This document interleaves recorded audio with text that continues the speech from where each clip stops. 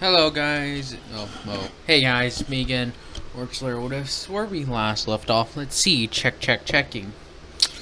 So we started off after the part where Inko and Asashi pretend to be a couple because business party came up that she had to host, and there was nowhere else place for her to host that except her own personal house. So they played the part.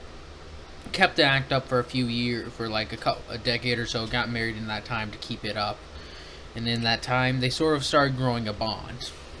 After that, we skipped several more decades into the future to not around like 2020. It was around like 2020 that like all not that. But when time came for quirks starting to pop around, they investigated a little bit and they found nothing really. Like, it was nothing to do with the war or anything like that, so they called it quits there. They found a Death Guard, I just labeled him that, and a Plague Bearer.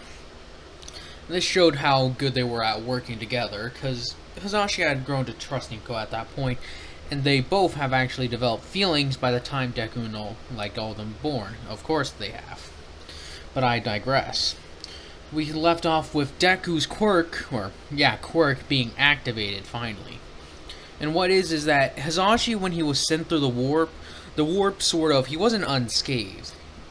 Whatever guided him to where he went didn't protect him from the warp. So what had happened is that his quirk, his augmentations and all that actually became part of him. It was put into his genetic coding. Because, since it's part of his genetic code now, if he had kids, it would most likely be that they would have the organs as well. So Deku so far between the two, between Izumi and Deku, are the only ones that have been shown to have this. Deku is the only one to have been shown to have the extra organs growing, while Izumi takes after her mother with her powers, being able to control the warp. But I will change one thing from last time. I said Deku was 14 years old when his quirk, when the organs started growing in rapidly. Is that there was more of them at once, and Deku's frame had slowly been growing them, but it wasn't much of a pain since they were so small. But I'll cut him back to at least 12 years old. 12 or 10 is when I'll figure he should be it. Because when I was looking back at it, it says between the years of 10 and 14 is when they'll get their first set of augmentations. So I'll try to keep it chronological. Try to keep it these organs growing first here and here. But anyways, as I was saying, the organs start growing in a bit more rapidly than what would happen with Hazashi or any other Space Marine. Now he's 10, so Hazashi and Inko take them both home, as there's almost complete silence in the whatever they drive. The only thing I can really imagine Hazashi fitting into is a customized car for someone who's 7 foot tall. So what he does is that as they're driving home, he's like, "Alright, you two are about to see something that you shall never tell another soul here on this planet." As Deku's like, "What do you mean, Dad?" I'm not going to be editing the voices, just to let you know, because I don't think it's really necessary. So, sorry. As Hazashi says, "You'll see, Deku and Izumi. You two will see." As when they finally arrive home, they have another big house. A big-ish house. It isn't their high class. They have a relatively nice home. So as when Deku and them are there, they're looking around so what's gonna happen? As Hazashi says, "Come." As Inko is following alongside him very quietly, as she is still unsure about this action that they're about to take, but Hazashi is on the opposite end, is that he has full faith that this is what they need to do. So as they walk down the steps, they thump, thump, thump, as when they reach a secret room that Hazashi sort of he tore down the walls and such. Not walls. He busted a hole in the wall in the lower area and just sort of made a little hidey room. It's a very big hiding room, not very small. The reason he and just so you guys ask, like, oh, how did he learn this? He took a job to like be a mason and carpenter, stuff like that, too. That would help him with something like this. But I digress. As they like enter the room, Hazashi has his armor like standing like in a stand, as there are quite a lot of other weapons from their world. They've got some orc guns that don't work at all. Well, Hazashi has been able to actually get them to work, as he like took the weapons apart, and understanding guns in the very least, he was able to like sort of configure them so that way it's actually working. As they have some orc weaponry, and on the other they have orc weaponry. Sorry if I'm repeating myself. They got orc weapons, Imperial weapons, Eldar weapons. They don't have anything of Necrons yet. And they have Space Marine weapons. So they got like a heavy bolter, not like a storm bolter. I don't know. I think a storm bolter and a heavy bolter are different, but I'm not sure. I think they're one and the same. But they got the normal bolter. They got chain swords. They got a warhammer, and they got chain axe, weapons like that. They even got a power sword. And they got like a few bits and pieces from another like Space Marine armor, like scraps that were sucked into the warp. And it's still like a second ramshackled set of armor that really isn't complete yet. It's like missing one of the arms, and it's missing like the thigh on one part of the leg, but it's almost complete. And it's comprised of multiple different chapters. It isn't one specific one. But as they're looking this over, Inko takes Izumi over to explain, as Izumi was for some reason attracted to the Eldar section. Now they got a few things like of Eldar origin, like a few of those Eldar waystones, I think is what they're called. The stones, they wear these stones so that way when they die, their physical body dies, their soul is absorbed into it, so that way Slanesh doesn't eat them, essentially. But they got a few weapons of the Eldar origins. I don't know specific names for the Eldar weapons. Like, I mainly... Okay, sorry for those, like... I don't really know that much about the Eldar. I know a bit about the Lamenters and such. A bit about the, like, main 20 legions and some of the characters there, but I don't know in-depth history. I'm sorry if I get stuff wrong, like I said before. And I know about the Orcs and a few things about the Necrons, but that's about it. So, sorry. But, I digress, as I continue the story. As Inko goes to start telling Izumi about the Eldar's history and what has happened since, as if I remember, I said Inko was a Farseer, and someone notified me that the Farseers are like leaders of entire craft worlds. So, he said I should keep her as one, I believe, if I remember correctly. Couldn't find I couldn't find the name for the Eldar that leads a craft world, so I'll still say she's a Farseer. And that, so it wasn't Waystones that they wear, it's Spirit Stones, so sorry for that. But as she's telling Izumi about, like, the history of her people, saying that she's much like her in that aspect, Hazashi takes Deku over to look at all the Imperial stuff, as there's a larger amount of that, since the Eldar don't really use warp engines and the like. They use the Webway, if I remember correctly. So, yes. As he's like showing Deku all this stuff, and there's, like I said, there's a lot more stuff. They got las guns and all that sort of stuff. As Deku actually goes over and looks at the armor, Hazashi comes over and places a hand on Deku's shoulder, saying, "Let me teach you the history of the Imperium." As Hazashi is no scholar, but he does have sufficient enough data as he sits him down. In the year 30,000, I believe it was 30,000, the Emperor of Mankind arose. He then fought his way on Terra, or as Earth it was once called, as Deku's like confused. through his conquest, he started making us the Astartes and the Primarchs. After he conquered Earth, he moved on to the rest of the Sol system. He went to Mars, well, the Moon, then Mars, as that's when he met the Mechanicus.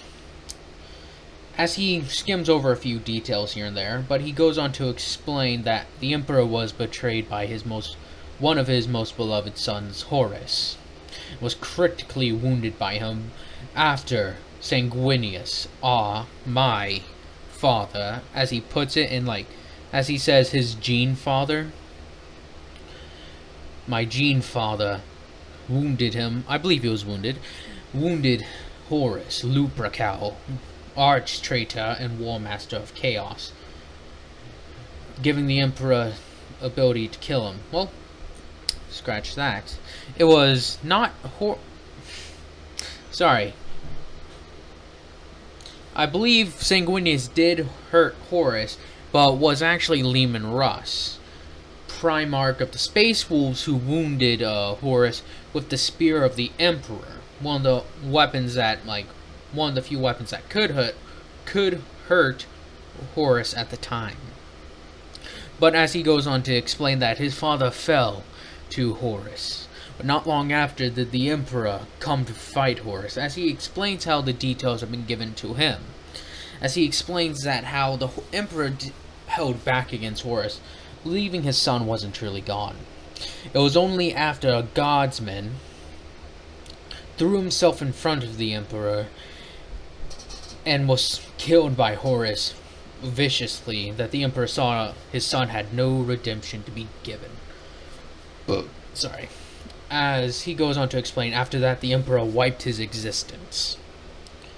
As he again skims over a lot of details, saying that where he comes from in the year 39,000, humanity is constantly at war, even more so than it was before. We fight orcs, traitors, Eldar, Dark Eldar, our own people, for crying out loud, as he says it. But I was no mere fight human, Deku. As he kneels down to explain to Deku, somewhat eye to eye, as he says, I was an Adeptus Astartes, the avenging angels of the Emperor himself, or as many had come to call us, Space Marines. As he goes on to explain how the history of him joined the chapter. When I was a young boy in Neverland, when I was a young boy, I was selected from pit fighters among gangsters of a hive world. My ability to survive and fight were one of the many skills that the lamenters looked for, as well as the caring attitude I gave to the others. As he goes on to explain that some Space Marines have lost touch with their humanity at times. The lamenters wish to keep that for as long as they could. But I will explain even further to you. As he explains the trials and the tribulation he went through to try and to attain his power, as he explains that every time I completed a sturdy trial and a few years had passed, I would be given an extra organ, as he wants to explain. Those organs will grow into you now, aside from you withstanding the hard trials. But I wish to put you through them nonetheless. As Deku's like, you're messing with me, Dad, aren't you? This can't be real. He's like, your mother wished I'd never speak to this of you. To either of you. She wished to keep it hidden from you, believing it was not necessary. I disagreed, but listened to her. But we must continue. Though I survived, I found myself eventually as a sergeant of the Lamenters, close to possibly being put to a captain position, or a lieutenant at least. But before that could happen, we were sent to the Eye of Terror, where the traitors fled, if you remember. As Deku's like, yes, I remember. He's like, good. With that, we were sent there to hold the position as one of the many Space Marines chapters given the honor, you could say, of withstanding the tide of traitors. During that time when we were there, a black crusade was launched, led by another traitor, one of the Gene's sons of Horus, Abaddon the Despoiler. He was there since the beginning, Deku. He was there when Horus turned and followed him into battle. But he was different than Horus. As from what I've heard, he does not worship the Chaos Gods as any normal traitor does. But, and sorry if I keep on saying buts, he is still our enemy. So we took the fight. Well, we didn't take the fight anywhere. We were given charge to protect the planet of the world Corellia. I believe is how it's said. We stood our ground, but were abandoned by our brothers, the Mortifactors. The Mortifactors chapter, believing our lineage was cursed. As Deku says, what do you mean? The Lamenters have a history of misfortune. Enemies knowing our position, weapons breaking when they shouldn't, armor cracking even under the slightest pressure. But it seems that I or you have been spared from this fate, now that the warp no longer is as powerful as it is in the future. But I will continue to explain it to you more. During that time, we protected many civilians, defending them with every last breath, every last bullet, every last sword. As we won eventually, holding out long enough for reinforcements to arrive. When we left, I was speaking to our captain. It was speaking to my brother Nervan. That's Nervan. I have an uncle. He's like, in a way, yes. To tell you the truth, all the sons of Sanguinius are your brothers, or your sibling, or your uncles, you could say. But you are the only son, or grandson of Sanguinius, apparently. As he lets out a chuckle. You are the only grandson of Sanguinius. That kind of makes you special, don't you? As Deku sort of like laughs. Yeah, I see what you mean. But, well, aside from that, Deku. On our way here, we were sabotaged by a cultist that had managed to sneak his way on board. During the warp, our ship was torn asunder and I was thrown into the warp. Praying to the Emperor, I was sheltered and sent away, eventually where I found this planet. A little after that, I found your mother, or she found me. As he finishes the story with how old they truly are, as Deku and Izumi both go to sit down in chairs provided by them, as they're like, see, that is your lineage. As Inko's lineage goes a bit more, as she was able to go into more detail, saying that she was a farseer, she led a craft world, and did a lot of missions to help her people.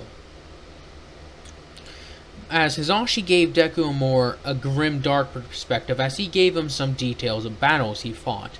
As the time when he and his brothers held off, like, when, what's the word to say? Yes.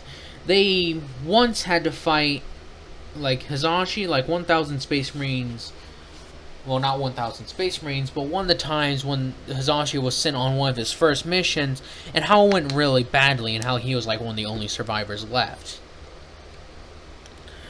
Since, like, the bad luck followed them. But as Izumi and Deku are sitting there, as they finish their explanation, Inko saying, "We believe it's best that we both train you in the different arts. Deku, your father will be taking care of your training, since you are more like him. And Izumi, as I will take care of your training." As Deku says, "So everything you said wasn't a story, Dad." "I'm afraid it's not, Deku. Like I said, your mother wished to spare you from this, but it appears the time is no longer a viable option. As he says, we'll start off by going somewhere remote. As he's like, what do you mean? I'm going to separate you, Deku. You will be put through years of harsh training.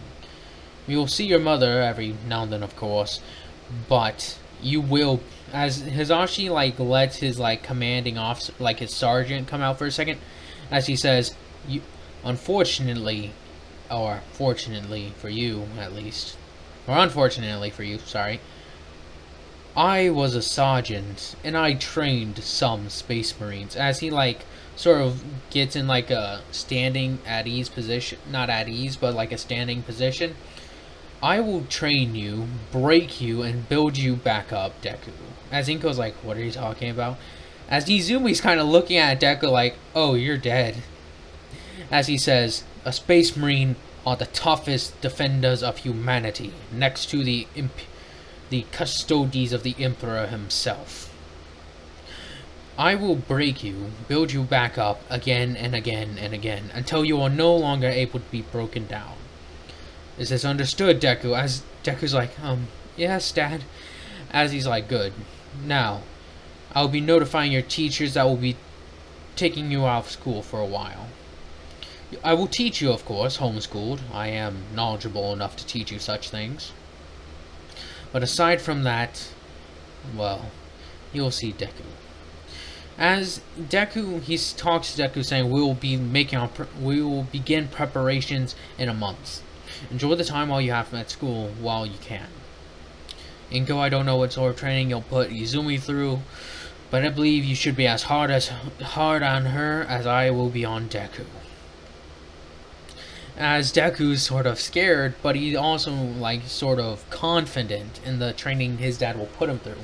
Hearing the idea that Deku is somewhat of a descendant of his father, who is a warrior to rival any hero that he's heard of, and if his father's if the Space Marines are as great as his father say they are, and to be able to become one of them without the the organ implants and all that, would be incredible. But he believes that what his dad is saying is best. As in a month they get everything squared away, they get them pulled out of school, and Inko starts teaching Izumi about meditation and channeling the warp, and also how to use it to strengthen her mind against the occasional if they were ever to be able to thrown into the warp, how to defend herself by creating somewhat of a barrier between her and any demons that would try to snatch at her. But Hisashi is teaching Deku that if I remember, the Sons of Sanguinius have 2 curses aside from the Lamenters. Well, technically, the Lamenters have 3 curses. Technically. There's their misfortune, but aside from that, they have the Red Thirst and the Black Rage. Hisashi has explained to Deku that the Red Thirst and the Black Rage shouldn't be a problem for him, really, but to be safe, he will be helping him teach him, if he ever does get angry, how to control it. As Deku says, alright, as Hisashi takes Deku that month away, says goodbye to Inko and Izumi, and head off to a remote location. Somewhere where they could fight animals. Possibly go out in the wilds. Sorry. Whew. Again, I'm recording this late. It's one of the few times I can. But, as they get it underway, Deku is taken out to, I'd say, somewhere in America. A place that's still very heavily forested. Well, they actually go over to America to get to Canada.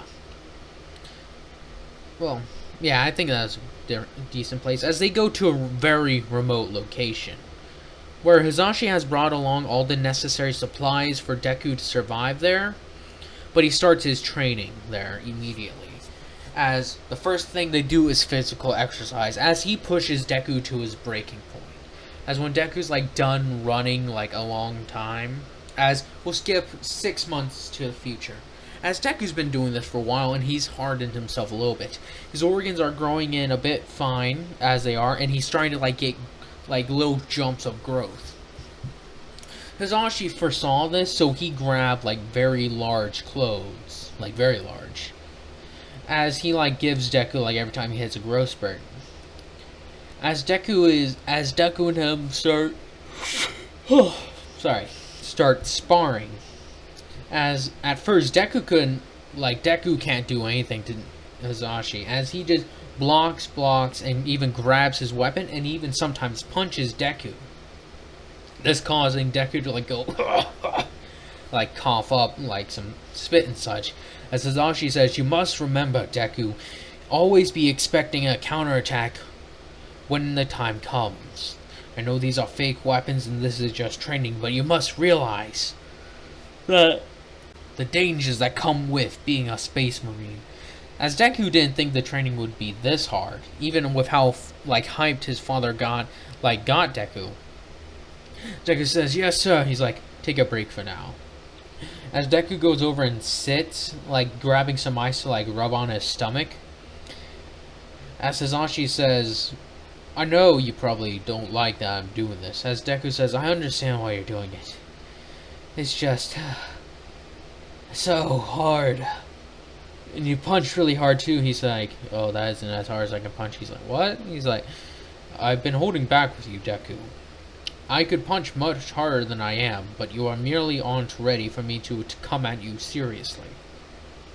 It's a matter of years, how many years I've been training, and how fully augmented I am."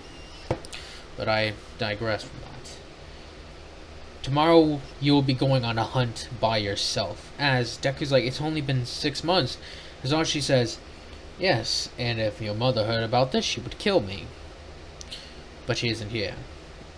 I said I was going to be hard on you, as hard as possible." And as Deku like ate the food that he had, he's like, "You didn't eat much." He's like, "I got pretty full quickly." As he's like, "Good, that shows that some of the augmentations are starting to work. Tell you the truth, Deku, you saw me eat how many times a week?" He's like, As Deku thinks about it hard, not that often. It's like, you know why? It's because my augmentations allowed it. Space Marines could go, I believe it's a few weeks without eating. And possibly a week without drinking anything. As their bodies do stuff to ensure that they don't need as often. So, what do you think? He's like, "So what am I going to hunt?" "If you're going to hunt, if you find a moose and bring it down, you'll need to bring back one of those. If it goes for rabbits, you must bring back 10 of them. If it's anything else, like a bear or wolf, steer clear of them. I do not wish to hear you fought a bear. Understood?" As Hizashi walks over and grabs his very big combat knife. It's like a sword to Deku, but still. Hizashi says, "Take this, Deku." As Deku's like, "Whoa, it's kind of heavy." That's the point. It's to pierce through armor. As he shows Deku how to hold it properly. And since it's way bigger, Deku holds it like a sword. He's like, "Very good. Now keep hold of it tight. This will be your main companion while you are out there by yourself." Deku's like, "Alright, Dad." He's like, "Now go." It goes week, Deku's gone for a day or so, as Hizashi starts to get worried, but then Deku comes dragging something back. As Hizashi sees what it is, as when he looks at it, he's like, "What is that?" As Deku drops it, he's like, "I don't know, it's just attacked me out of nowhere." As Hizashi's looking at it, he's like, "It can't be." As it's a Gretchen, as he's like, "Where is it?" I think there's Goblin, Grots and Gretchens, I believe, are the smaller orcs. They're pretty much goblins. As he's like, "Where'd you find this?" "I don't know, a weird portal thingy opened up," and then, a little bit later, they hear, zzz, as Inko and Izumi come walking out. As Izumi's wearing some Eldar like training gear or such. As Inko's like, Hizashi, there's a. As she looks over to Deku, seeing that he was dragging the thing behind him, as he's like, Deku did well. Come, Deku, show us where you found this. As he shows them the way to the thing. As one is like, what is this? As Deku asks, this is a warp portal. As Inko says, Izumi, try to close it up with your ability. He's like, I haven't had much practice. You've had plenty of practice. You've never had any testing. She's like, alright. As she starts to focus, trying to get it right. As when she starts like getting it right, out of nowhere they hear well, no, I can't shout, it's late. As they hear a whoa, as immediately Izumi's like, get back now, as she like sort of uses her psychic energy as she pulls them all back. As it's like Deku's like, what's going on? As she immediately closes it, but before she did, there's a whoa. Sorry, my orc voice isn't that good. Give me a sec. You dirt. Oh shit. As the orcs come out of that the warp portal, they're all looking around like, whoa. Like what? As they're all looking around them, seeing that it's no longer the battlefield that they were just enthralled in. Instead, what was is that it's a snowy terrain with few trees pricked about. With the orcs realizing that they're no longer in Kansas anymore. As the orcs are looking around, they don't notice Inko, Hizashi, and all of them standing there right away. In that time, Inko pretty much gives Hizashi his chainsword, thinking that, like, well, he didn't. Yeah, let's say he left home without it, thinking that it wouldn't be necessary that Inko and Izumi were going to be the ones dealing with all the portals. Because typically, like I said, there's not been really anything bad coming out of them, it's just scrap and junk. This is, again, one of the few times, if I remember how I say it, is that this is one of the few times dangerous things have actually been alive and come through it. So, with that being said, we go on with the story. The orcs are looking around as they're, again, like I said, confused about the situation that they find themselves in. As the big boss says this. Well, where in Gokimok have we been brought? I, you knob, tell me. Again, sorry if the voice isn't that good. As the knob says, I'm not gonna attempt to do a voice for the knob. I can't diverse this voice enough. But as the orc is looking around, wondering the same question, where are they at? He can't think of a answer, so he's just like, somewhere different, boss. As the two Gretchens are like, as they're like sniffing the air and looking around, they catch the scent of Inko in them up on the hill. As it's like, hey boss, look at that! As the boss like, huh? As he like straightens up his head, as the boss doesn't have any guns or any shooters, as they would put it. He only has a pair of choppers. Well, chopper. And he also has a power claw, I would say. So, with that, as he's like, oh, boys, looks like we got a proper fight. Proper fight, stretching it, but, you know. Four people armed with weapons, guess you could draw the line, that's a proper fight. As the big boss says, say it with me, lads. Wall! As he goes charging up the hill, screaming wall along the way. I know this voice sounds bad, but maybe I'll try to stop it, I don't know.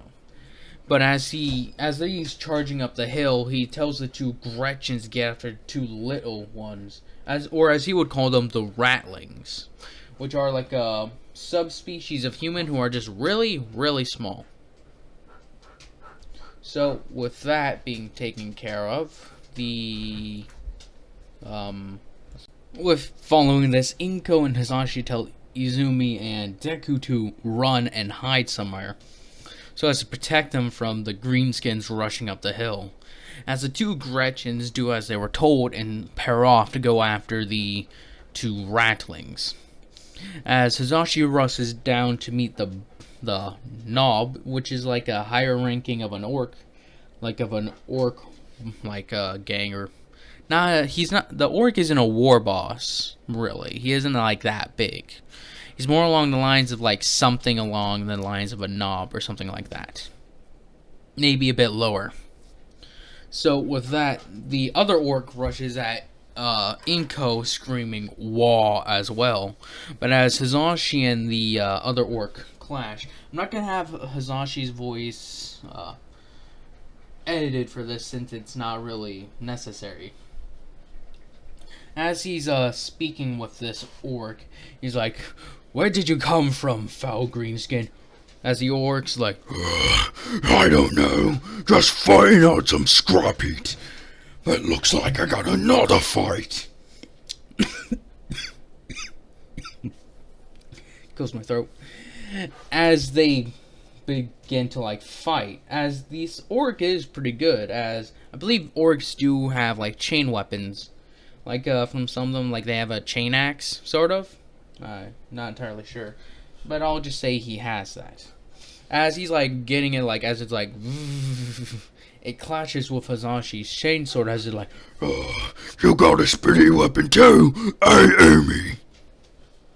Well, I ain't just got this little chopper, I got a power claw. As it goes to like try and snap at Hisashi's like other body parts, like trying to get it so it can like try to chomp into Hisashi's arm and such. As Hisashi goes one-handed, as he then sort of like tries to lock the power claw up, as he's like, Pretty good for Umi. So as Inko's like fighting this other orc, as it's painted red, as orcs believe that if a thing's painted red, it goes faster. So if the orc paints red on himself, he must become faster, right? So as she's like, "You're very fast for an orc." He's like, "Red makes everything faster, even orcs."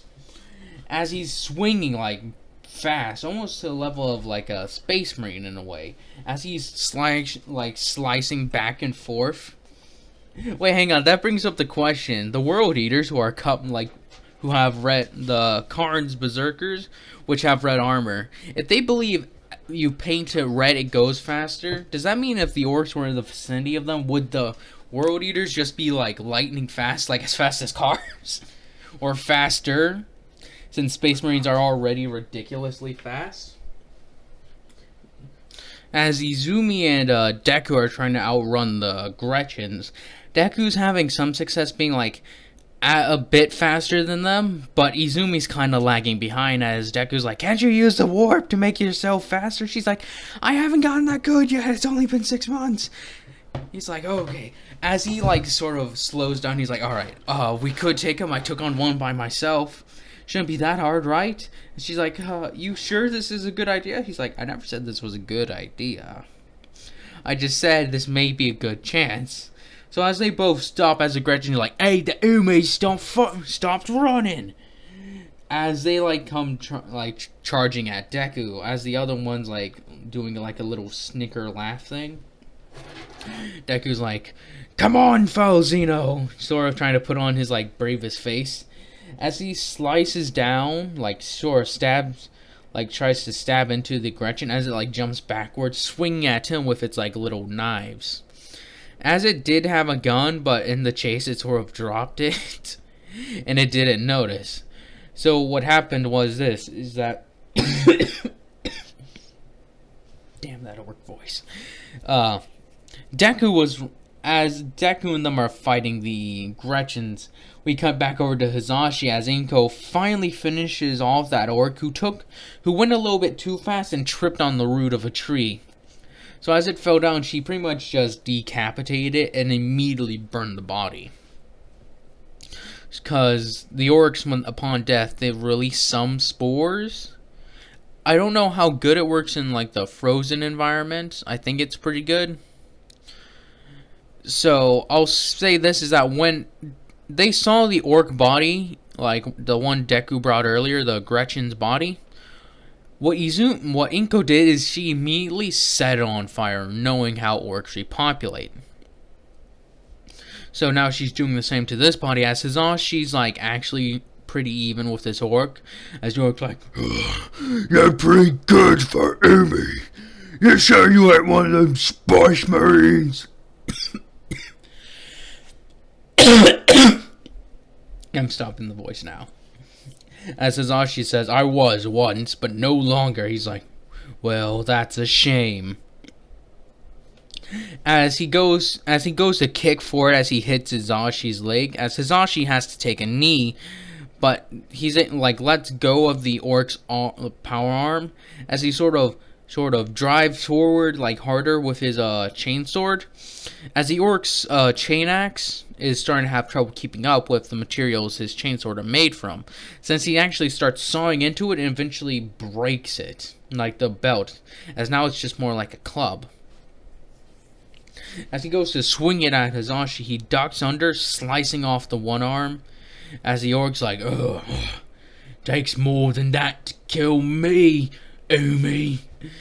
As Hizashi's like, it does. So, as he goes forward, slamming the chainsaw like into the orc's stomach, as then he rips upward. As Inko's like, Hizashi, try not to get it everywhere, as she immediately starts burning the body. So we cut back over to Izumi and Deku. They finished up their little battle with the orcs, as when their battle like continued on afterward, what happened was this: the Gretchen went to bite at Deku, as Izumi like had her training weapon, like a little tiny training weapon. It's not a real weapon. Inko doesn't think Izumi's ready for that, while Deku has a full-on knife. As he stabs it into the Gretchen's like chin, he's like able to get into the neck. As when Izumi's being overwhelmed, she tries to use force lightning. Well, not force lightning, sorry. She tries to use warp lightning, as she pretty much pulls a Palpatine unlimited pow, as she pretty much just shocks the Gretchen to death. As she's sort of shell shocked, he's like, quickly burn the bodies. She's like, wait, why? The orcs repopulate through spores. Once they die, they release them. Now burn them. As Izumi conjures up warp fire and burns the corpses, as they're completely to ash, so there's no hope for the orc Gino to come back. And this I know kills him, because it was I believe it was the Salamanders, another loyalist Space Marine Legion or chapter, and what they did is that they pretty much burned an entire city down, if I remember, destroying the orcs that would have regrown from their corpses there. So, following, I got hair in my mouth. Following this, like, Hizashi and Inko run over where they saw them, like, running off, and they see the trails. As they come over, they see Deku sitting there, as he's got a cut, like, a big gash in his arm, as he's like, hey, Dad. He's like, Deku, where's Izumi? She's like, over there. As Izumi's kind of throwing up, never actually seen a lot of blood or anything like that. So as Deku's like, I did, Dad. He's like, yes, you did. Well done, Deku. It's like, did you get your orc? He's like, yeah. Did he go down easy? No, he didn't, Deku. As Hizashi takes a seat, he was a bit tough, that one. Well, I say that's enough training for today. How about we all head over back to the camp and enjoy some food? As she's like, how about we all go back using the teleporter? He's like, sounds good. As they head over there, as that would be the end of the fight. Now, I believe this wasn't a lot of action, so sorry in this that there wasn't that much action in this, as more just about talking and such. But I promise you, there will be plenty of more action in the future parts. But to like end this off, I'll cut ahead 3 years. is that Deku's 13 now, and he's all a lot of the organs are partial, like our own, not almost, but I'd say they're like they're yeah, they're pretty much almost done. Like a few of them are done, like his secondary heart and lung. Those ones were like some of the first that like started appearing, and so they were a bit better. As when they went to the doctor's checkup, he feels boom boom boom boom boom boom multiple heartbeats at the same time. He's like, what the hell? He's like, oh yes, my son allows him to have multiple organs. He's like, is that safe? He's like, yep. As Deku's also much larger in this. Like a 10-year-old supposed to be. He's around like 5'10" already, being only 13 years old. No. Oh, yeah, I wouldn't say 6 foot. That seems a bit too big. As like I said, Deku's organs are growing in nicely. Since his is more natural, he actually is a bit stronger than, as Hisashi would say, like, he never, like, even, like, he says that Deku could possibly take on multiple, I believe, they're aspirants or neophytes, or initiates, whichever you prefer to say, and he would be as strong as some of them, like, as multiple. It would take multiple of them to take him down, simply because the Space Marines are not perfect. For instance, like, because the organs are implanted, they're not as natural. But since Deku's are naturally forming in, like, I believe it's the custodians who are way more powerful than the average Space Marine. The custodians' organs grow in naturally because they're genetically altered too. So for that, Deku is essentially like would be like later in his later, he would be more on the lines of a custodian skill and speed, but he's like in between. He's like a Primaris, which is a better version of a Space Marine, and a custodian. Between those, I would say, would be fair until like when he's fully done growing and such. And he will be receiving training, so it may boost him to a bit higher of better than average, like a high tier custodian. I wouldn't say anything as crazy as, oh, he's gonna be like a Primarch. No, Primarchs are insane. They're stupidly overpowered sometimes, except if you get them to fight a greater demon, like in Jagatai Khan's, Sanguinius, multitude of others. As with that, what happens with Deku is this. As he's like, they're getting ready, he's had several years of training. He's much smarter now too. Like, he's learned, as when he was getting older, he actually started to get like, one time he was taken on a fight, taken to an opening of a portal, as Hisashi pretty much armed him with like a bolt pistol that they found eventually. As through those 3 years, the portals haven't been opening up like they were. Like every 2 weeks they open up, then be spit out. It was like, for some reason, a jump in activity that they didn't know why. But so with that, the what's the word I'm looking for? Oh yes, he's taken along. He has a few things of armor and such that they've sort of like gave him to like hold on to, as he has a helmet and all that sort of jazz, as he comes with a lasgun, a combat knife, and the bolt pistol. Only one clip for the post pistol, but his lasgun is pretty much fully charged, and the lasgun can fire for ages. And they're also pretty strong, despite what people mock him for. But essentially, as they're there, he's like, alright, Deku, see that? As when they see the portal, like, they brought Izumi along, like, because Inko was a bit busy that day. And Izumi has gotten much stronger when it comes to opening and closing warp portals.